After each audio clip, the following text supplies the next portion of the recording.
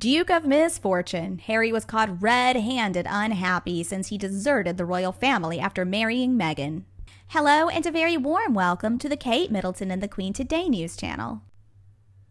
If we can learn any lesson from history, let it be this. Sometimes when you get what you think you want by stepping over everyone around you, it might turn out that that was never what you wanted in the first place. And then you end up alone with no friends or family around to help you wipe up those tears of regret. According to a body language expert, in Harry's recent outings in the US, he lacks a genuine smile. I think unfortunate is an understatement to describe his predicament. Dr. Lillian Glass is an internationally renowned body language expert, and she has analyzed a series of photos of the Sussex duo from LA. So she's claiming that Harry was never like this before. He was never so filled with angst and evil intent. She says Harry has not looked happy for quite some time now. But really, that should come as no surprise to us, considering he knows good and well how horribly he and that Montecito malcontent have treated his family. Harry claimed that he felt trapped in the royal family. Well, look at him now. He's stuck in America with Meghan Markle, with 2 kids, surrounded by people that he has to pay money to in order to treat him kindly. So I think now he really is understanding the meaning of the word trapped. He's realized he married a gold digger, and he has made himself into a pariah in his own home country. So the expert explains that royalty and celebrity are entirely 2 different walks of life. They do not even compare. But if you are Meghan Markle, whose entire MO is to be this world-known famous celebrity, she will use everything and everyone, including a royal, to make that happen for her own selfish gain. But Harry has not been happy for years, and that's because he was born, raised, and used to being royal. This is the only life he knows. He's not a celebrity. He doesn't know about that fake, shallow, superficial world. Yet, Dr. Glass added, Meghan Markle doesn't care about Harry's comfort or how much of a struggle he has been enduring all these years, integrating into this fictitious world she has been spending millions to buy into a place for herself with his royal titles. The expert concluded selfish Harry and his wife are not happy. Their smiles are forced. Harry has a haunted look about him. He's deeply troubled and has yet to come to the realization that he has made a huge mistake marrying her. He might say he is happy to be in the USA, but the paradox is he looks utterly miserable, and I am sure she does not care.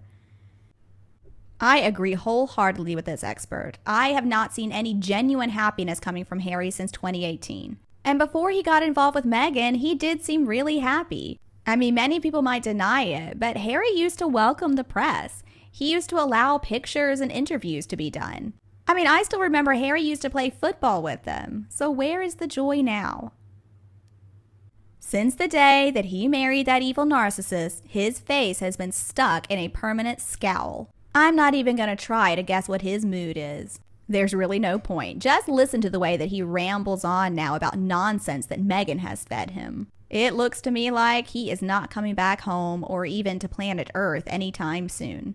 Now that is his choice. He's a grown man, so we have to accept it. And one more thing I've got to say, this is exactly what happens when you ignore all the red flags and insist on marrying a bullying, narcissistic liar. It's been a couple of years now, and the honeymoon period is over. So where is the old Harry? Just compare this relationship to the one that he had with Chelsea. For years, it was so carefree, loving. I see a huge difference in him. And unfortunately for him, he has burned bridges with the British people. He really blew it. They are never again going to accept Meghan in their country. But you know what? I don't really have any sympathy for him. I honestly don't really care how miserable he looks in photos. For years now, we have watched as he wrestles with his conscience, and still he hasn't managed to grow a backbone. I mean, even though he's clearly suffering, he has let all of this happen, and at the expense of his own family. So no doubt, he is finding himself in quite a big mess, but it's a mess that he made himself. So Dr. Glass then went on to make a reference to some images that were posted, and she added, all the pics with their friends, oops, have been no pics of them with anyone. People are giving them a wide berth. No private invites to all the big parties and events. We would know if they were because she would make sure it was plastered all over the net. They have become Nigels who people no longer trust.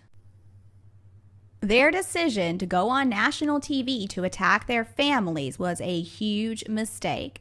People don't trust them at all. People think they're going to do the same to them. And the way they're acting now is exactly the same as how they did in the weeks before Prince Philip passed.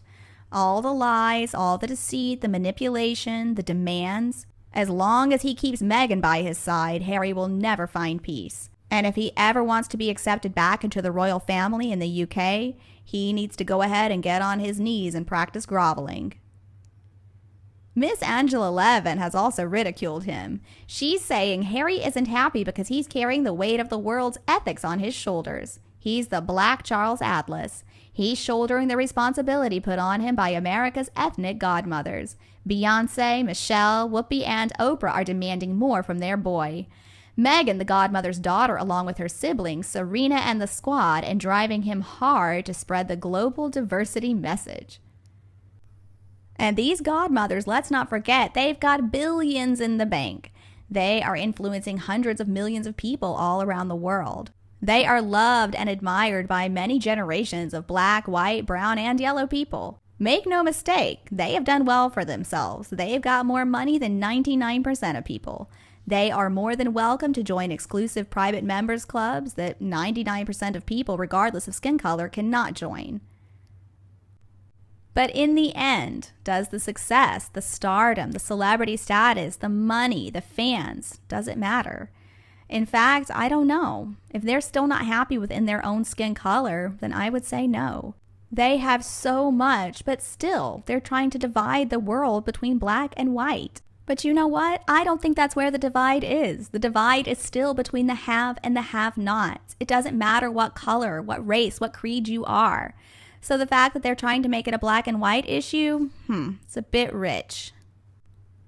I do think one day Harry's going to wake up and he's going to realize that maybe he's being used. But by that time, I'm afraid it will be way too late.